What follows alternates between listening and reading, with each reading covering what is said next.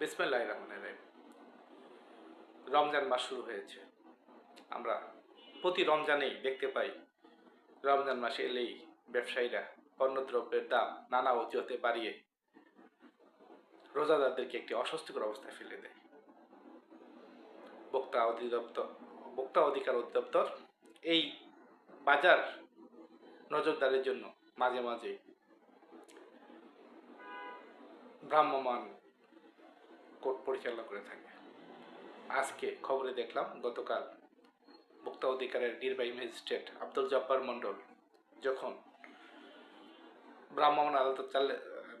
ভ্রাম্যমাণ আদালতের কার্যক্রম চালাচ্ছিলেন, তখন ব্যবসায়িক নেতা পরিচয় দিয়ে এবং ব্যবসায়ীরা তার উপর যে দুর্ব্যবহার এবং ক্ষমতার ব্যবহার দেখানোর চেষ্টা করে, নিঃসন্দেহে এটি আমাদের জন্য, সুশাসনের জন্য অত্যন্ত ক্ষতিকর।